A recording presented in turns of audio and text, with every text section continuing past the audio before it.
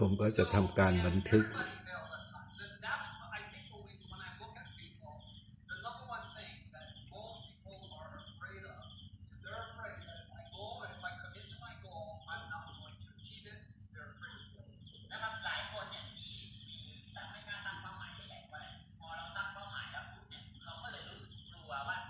Right? In fact, I will tell you this: successful people fail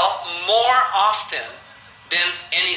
anybody else. นะครับคือคุณไมเคิลจะบอกว่าคนที่ประสบความสำเร็จเนี่ยเขาล้มเหลวมากกว่าคนอื่นๆทั่วๆไปอีก And why is that? And the answer is because they take more action. The more action you get, the more failure you're going to get, right? นะครับถามว่าทำแล้วมันต่างกันยังไงล่ะเพราะว่าคนที่สำเร็จเนี่ยพอเขาล้มเหลวเขาก็ไม่หยุดง่ายๆไงเขาก็ลงมือทำต่อนะครับเมื่อไหร่ก็ตามที่คุณลงมือทำมากอย่างชาญฉลาดมากเท่าไหร่เนี่ยคุณก็จะได้คุณก็มีความล้มเหลวมากขึ้นเท่านั้น So I think a lot of people sometimes they don't want to commit to their goal because they don't want to fail. But that's not my mindset. My mindset is that whatever I'm going to do, like when I wanted to become a coach, I just jump into it and start taking massive action. And I'm willing to fail. You understand? I'm willing to fail because very often that's why I become successful. It is the failure that is our greatest teacher in life. นะครับก็คือว่าหลายคนเนี่ยไม่กล้าตั้งเป้าหมายสูงเพราะว่ากลัวความล้มเหลวก็เลยไม่ทำอะไรเลยแต่มันมีอีกชุดความคิดหนึ่งนะครับว่าคุณไมเคิลเนี่ยสมมุติว่าเขาอยากตั้งเป้าหมายว่าเขาอยากเป็นโค้ชที่ประสบความสำเร็จโค้ชที่ยอดเยี่ยมเนี่ยเพราะนั้นเขาก็ต้องลงมือทำอย่างยิ่งใหญ่อย่างมหาศาลเลยเพราะว่าเมื่อไหร่ก็ตามที่เขาล้มเหลวมากเท่าไหร่เนี่ยมันก็เหมือนกับเป็นแบบตัวที่ส่วนหนึ่งที่ทำให้ชีวิตเขาพุ่งได้อย่างรวดเร็ว But here's the thing. So what makes the difference in people? Why is it some people don't deal well with failure and others are able to overcome it? They're able to push through it. They're able to break through it. What makes the difference? And that's what I'm going to talk about. 3 different kind of people right now. นะครับเมื่อเราเจอความล้มเหลวเนี่ยเราจะทำยังไงเราจะหยุดกับมันเราจะก้าวข้ามผ่านมันไปได้หรือยังไงคือการที่เราความสัมพันธ์กับความล้มเหลวเนี่ยมันเป็นอะไรที่คนเราต้องรู้นะมันมี3ชนิดเท่านั้น Okay, there's 3 kind of people. Okay, the first type is the person who's a quitter. นะครับคนแรกนะครับเมื่อเจอความล้มเหลวปุ๊บเขาล้มเลิกเลย And they quit. Why did they quit? Well, because they tried, they say, well, I've tried, right? It didn't work. So then they say, it didn't work, then they come up with excuses and stories why it doesn't work. And these excuses is why they give up. นะครับว่าเมื่อคนเราล้มเหลวแล้วปุ๊บเนี่ยพอ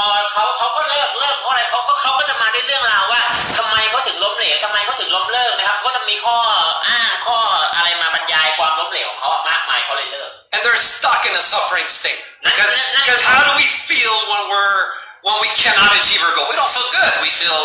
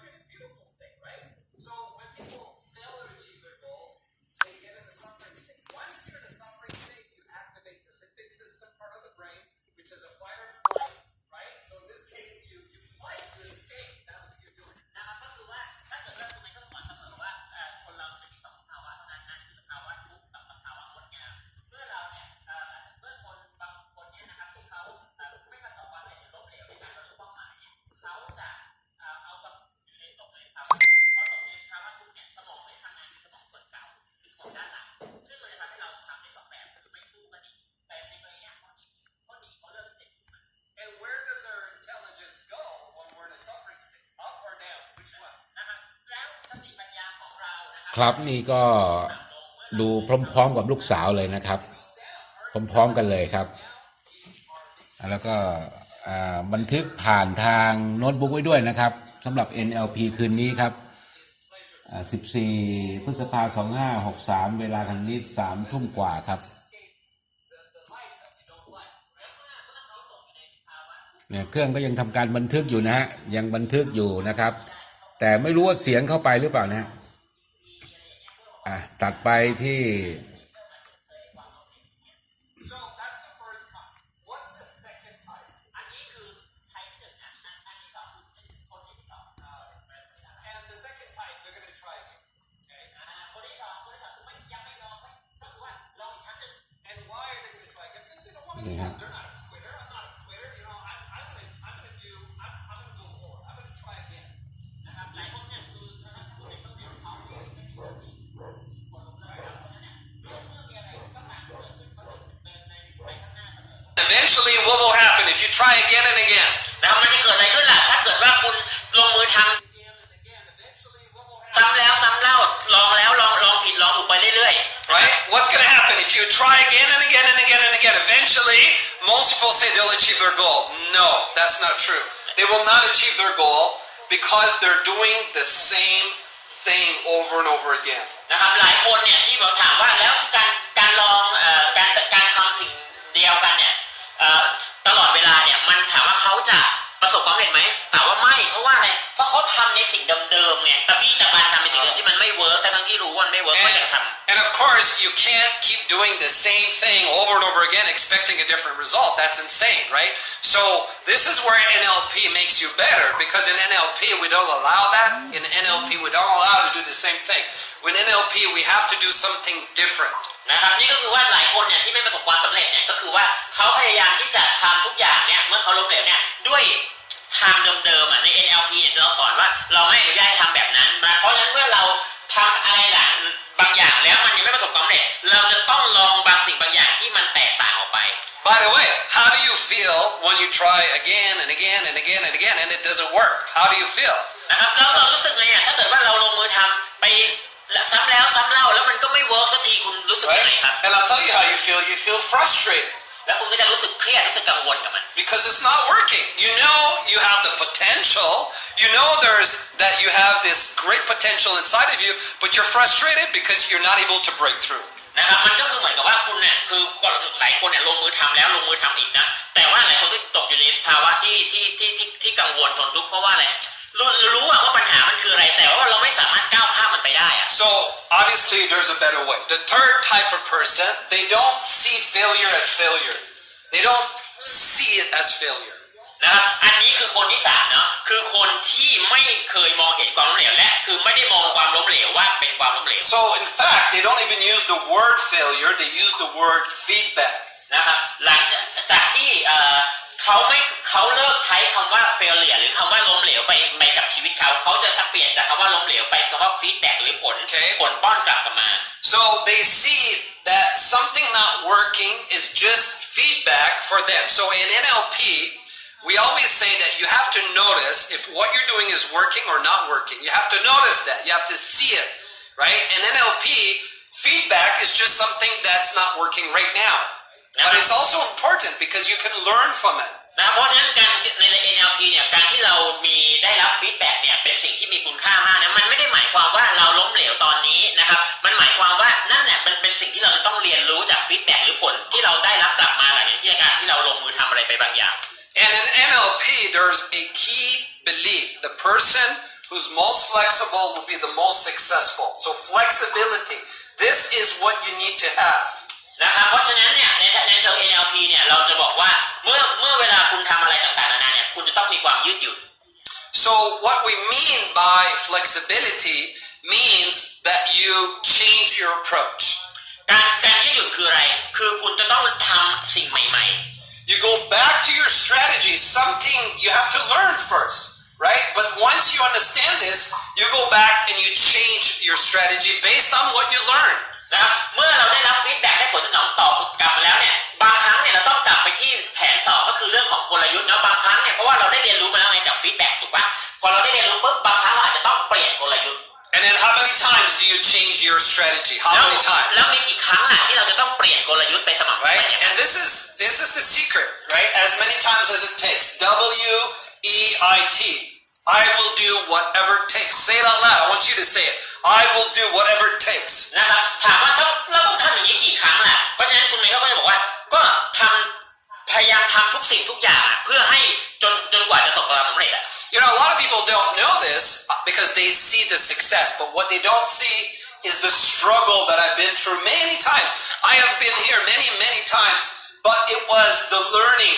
This taught me a lot, and that learning allowed me to change my strategy. นะครับหลายคนเนี่ยที่อาจจะเห็นคุณไมเคิลประสบความสำเร็จเนาะแต่ว่าจริงๆแล้วเนี่ยเบื้องหลังเนี่ยคือเขาผ่านตรงเนี้ยมาเยอะนะครับผ่านความล้มเหลวแล้วก็ผ่านการเรียนรู้จากฟีดแบ็กตรงเนี้ยแล้วเขาก็เปลี่ยนกลยุทธ์แล้วก็เปลี่ยนมันเรื่อยจนกระทั่งมันมีวันนี้ I remember, for example, when I first created, I have a software. It's for coaches to hold their clients accountable. Accountable, I got the app, all that. But when I first started to create my software, I did all this, but it didn't work. I didn't get success. I got feedback. And it ended up that it took me a long time to create that software. นะครับคุณไมเคิลเนี่ยก็เคยพยายามทำสิ่งหนึ่งนะเขาเรียกว่าซอฟต์แวร์เราเรียกว่า Rapid Go นะเป็นซอฟต์แวร์ที่จะสามารถที่จะทำให้โค้ชกับผู้ใช้รับการโค้ชเนี่ยลงมือทำอย่างต่อเนื่องได้แล้วคุณไมเคิลก็พยายามทำแล้วก็ไม่สำเร็จสักทีนะครับ But eventually, I went back and forth over and over, but eventually I got it right. And now today I have one of the best coaching software in the world because I'm willing to learn. I'm learning from every feedback. นะครับแล้วเพราะคุณไมเคิลเนี่ยเขาทำแล้วอะมันไม่สำเร็จหลายครั้งนะครับแต่เขาก็เคยตีความว่ามันล้มเหลวนะเขาตีความว่าเนี่ยมันคือการเรียนรู้หรือฟีดแบ็กพอมันเป็นการเรียนรู้ปุ๊บเขาก็ต้องมาเปลี่ยนกลยุทธ์เปลี่ยนการลงมือทำแล้วมันสำเร็จหรือไม่สำเร็จล่ะถ้าสำเร็จก็สำเร็จถ้าไม่สำเร็จมันก็เป็นการเรียนรู้นะครับ Does that make sense? โอเคไหมครับ So if it's so simple, right? Know what you want, model a proven strategy, and take action. Notice what's working, notice what's not working. Have the flexibility and change your approach until you get it. Why doesn't everybody do this if it's so simple, right? นะครับนี่ก็คือสิ่งที่ Why doesn't everybody do this if it's so simple, right? นะครับนี่ก็คือสิ่งที่ว่าเฮ้ยมันง่ายขนาดนี้เหรอแค่ว่ารู้เป้าหมายตัวเองต้องการอะไรนะครับแล้วก็ไปโมเดลความสำเร็จจากคนที่เขาเคยสำเร็จแล้วนะแล้วก็ลงมือทำอะไรบางอย่างพอลงมือทำอะไรบางอย่างก็จะมีสำเร็จจากเป็นการเรียนรู้แล้วก็ทำวนไปอย่างเงี้ยมันแล้วถ้าเกิดมันง่ายขนาดเนี้ยแล้วทำไมคนหลายคนเนี่ยไม่สำเร็จ Right? Why is that? If it's so simple, 3-step, notice what's working, change your approach, seems simple. Why doesn't everybody do this? Well, the answer is because there's a secret. ก็คือว่าถามว่าทำไมทุกคนก็รู้ว่ามีเนี่ยต้องมีเป้าหมายต้องทำอะไรตามเนี่ย3 สเต็ปแค่นี้เองนะครับแต่ว่าอะไรที่มันทำให้เขาไม่สำเร็จก่อนครับ And if you don't know the secret, you will not do this, I promise you. Because this is the mechanics of success. Okay? All of this. ไอ้พวกนี้นะมันเป็นกลไกของความสำเร็จเพราะไอ้ Mechanics. ไม่ได้ว่าเป็นกลไก Logic, right? Logic. นะครับเป็นกฎที่มันเป็นเหตุเป็นผลเลยว่าทำไมถึงไม่สำเร็จ Right? So that brings us to what is the secret? Okay? And what we have to look at is deeper below this. Is that the reason people don't do this is because they don't have the right program. This is why we call it neuro-linguistic programming. ความลับก็คือว่าการที่คนเราไม่สำเร็จเพราะว่าเขามีโปรแกรมที่ไม่ถูกต้องเพราะฉะนั้น NLP มาจาก Neuro Linguistic Programming ใช่ไหมครับโปรแกรมนี้เพราะฉะนั้นเขามีโปรแกรม Why doesn't everybody do this? Well, the answer is because there's a secret program. They don't have the right behavior program. They don't have the right emotion program. And program is another word for habits, right? We are programmed. We're not programmed to execute this. That's why we don't take action. นะครับแล้วคือหลายคนเนี่ยก็มีโปรแกรมที่ไม่ถูกต้องเนาะโปรแกรมในการลงมือทำที่ไม่ถูกต้องโปรแกรมในเรื่องของอารมณ์ที่ไม่ถูกต้องเกี่ยวกับสภาวะในอดีตโปรแกรมที่ไม่ได้บอกว่าให้ตัวเองสำเร็จนะครับเพราะฉะนั้นการที่เขาจะลงมือทำแล้วเขาจะทำตามกระบวนการเนี่ยมันก็เลยทำไม่สำเร็จสักทีนึง Because where does our programming come from, right? And most people don't realize that they don't have the positive programming, right? นั่นคือว่าทำไมการโปรแกรมจิตถึงสำคัญเพราะว่าการที่คนหลายคนส่วนใหญ่ไม่รู้ว่าเขาจะโปรแกรมจิตของตัวเองให้เป็นบวกได้ยังไง So just so we're clear, the reason you don't do this is because of your programming. So what is specifically the programming? And that's what I'm going to show you 3 things that programs มั you. นง่ายมากเลยเหรอสู่ความสำเร็จแค่นี้แล้วทำไมเราไม่ลงมือทำแล้วอะไรคือโปรแกรมล่ะโปรแกรมที่มันโปรแกรมจิตเราไว้คุณไม่เข้าใจวันนี้จะบอกว่า3 เคล็ดลับของ3 เคล็ดลับของโปรแกรมที่มันเราให้เราไว้ Let me tell you why. Because you need to reprogram your brain นะครับ for success. คุณจะต้องโปรแกรมสมองใหม่เพื่อความสำเร็จ Okay, so let's talk about the program. The first one is belief. นะครับอันดับแรกเลยโปรแกรมแรกเลยที่สำคัญมากเลยคือ belief หรือความเชื่อนะครับ Okay, belief. Because if you don't believe that you're going to achieve your goals, will you take action? ข้อแรกนะครับเป็นโปรแกรมของคุณในโปรแกรมคุณในโปรแกรมด้านความเชื่อถ้าเกิดคุณไม่เชื่อว่าตัวเองจะบรรลุเป้าหมายได้คุณจะทำมันได้ไหม If you and there, you have to understand there's two kind of belief. There is a limiting belief and there is a empowering belief. นะคุณต้องเข้าใจนะคำว่าความเชื่อเนี่ยมีสองชนิดด้วยกันหนึ่งก็คือเป็นความเชื่อจำกัดสองก็เป็นความเชื่อที่ทรงพลัง And the limiting belief would be like, well, the simple one is you don't believe you can do it. Like, well, the simple one is you don't believe you can do it. นะครับไอ้เรื่อง There's a limiting belief like, am I good enough, right? นะครับแล้วก็อย่างเช่นว่าฉันไม่ดีพอ Right? Or it's difficult, มันยาก right? Or I don't have the skills, ฉันไม่มีความรู้ right? And there's all kinds of limiting belief. Now, นั่นก็คือว่าเป็นนั่นแหละเป็นความเชื่อจำกัดทั้งหมดเลย and many of these beliefs are unconscious. They're not conscious. นะครับแล้วไอ้ความเชื่อต่างๆเหล่านี้มันถูกโปรแกรม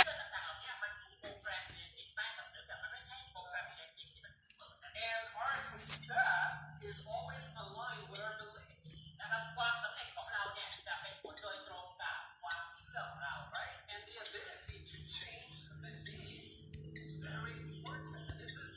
one of the things that we do in NLP. We reprogram you to change your beliefs. นะครับนี่คือสิ่งว่าคำว่า NLP เนี่ยเราก็จึงสอนคุณว่าให้คุณเปลี่ยนความเชื่อเปลี่ยนโปรแกรมของคุณเป็นไอ้ความเชื่อสมัย As long as you believe you can achieve your goal, you will take action, right? นะครับถ้าเมื่อไหร่ก็ตามถ้าคุณเชื่อว่าคุณสามารถประสบความสำเร็จได้คุณจะลงมือทำเองใช่ไหม If you have a doubt, can I do it? Like all these goals you wrote down, right? The income you want to make per month, whether it's 100,000 or million baht per month or 10 million baht per month. If you doubt, can I really do it? That will put you in a suffering state. And from a suffering state, you're not going to take action. Remember, because belief controls your state. นะครับคือว่าถ้าเกิดว่าคุณสามารถคุณมีความเป้าหมายใช่ไหมอยากทำได้100,000 ล้านต่อเดือนเนี่ยแต่ถ้าคุณไม่เชื่อว่าคุณทำได้คุณจะตกอยู่ในสภาวะทุกข์ใช่ไหมสภาวะทุกข์ปุ๊บคุณก็จะไม่ลงมือทำมันแต่อย่าลืมนะว่าความเชื่อเนี่ยจะมาควบจากพวกภาวะจิตของเรา So that's why belief controls how much you achieve. นะครับทำไมล่ะนี่คือเหตุผลว่าทำไมความเชื่อถึงสามารถควบคุมความปริมาณความสำเร็จของเรา Right? Can you see how important it is for you to change your belief? Because what's going to make you different from this moment on is the ability to control your belief, to reprogram your belief so you feel that certainty that makes you take action on this. นะครับและเมื่อไหร่ก็ตามเนี่ย